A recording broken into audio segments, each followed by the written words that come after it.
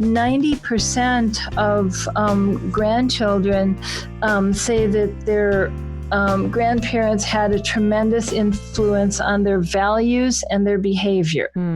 So what is that? That's discipleship. Yeah. Because their values come from being discipled and the behavior is played out from their values. So grandparents who live long distance should be really encouraged because they have a huge influence and they need to just take as many opportunities as they can to do things by distance with the grandkids. And then when they go there, you can do so many more things and can continue that. We always bring like art projects or science projects in our suitcase and stuff. And now our granddaughter asks us every time we come, Grandma and Grandpa, do you have something for us in your suitcase? I mean, it's like, so it gets to be, it's a neat tradition and a neat memory too.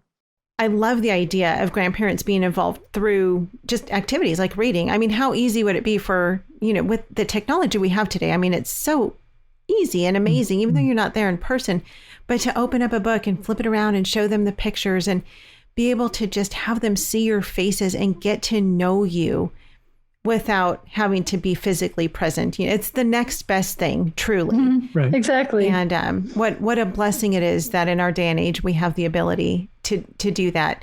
So I know, we've talked about so many times the whole issue of socialization and how that's the big thing. And I know that with a lot of grandparents, because they don't quite understand homeschooling, and that is the number one reason why grandparents are not supportive of homeschooling, because they simply don't understand it.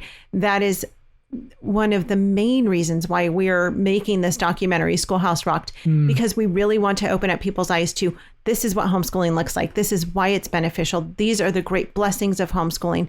And so talk about, if you were talking to a grandparent, just let's role play for a minute and say you come face to face with another set of grandparents who are saying to you, my child wants to homeschool my grandkids and I'm really not comfortable with it because I think they're going to be unsocialized.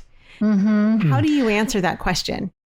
I answer it with questions. I ask them first, who is it that does the socializing in whatever environment they're in, whether it's the home, a public school, or whatever? And then what is the content of that socialization? So they need to think about what socialization in a different environment really is. Is that what they really want?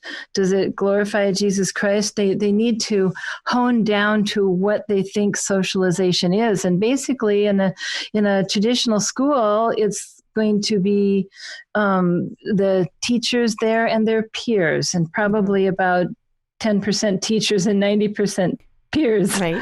But the teacher has a lot of influence too, because Jesus said that, the goal of education is to become like your teacher. Right. And so do we want the grandkids to become like their parents, or do we want them to become like some random teacher who was assigned to them in a classroom and students who just happened to sit next to them, at a desk, just to get them to think through that, because they really don't think through it.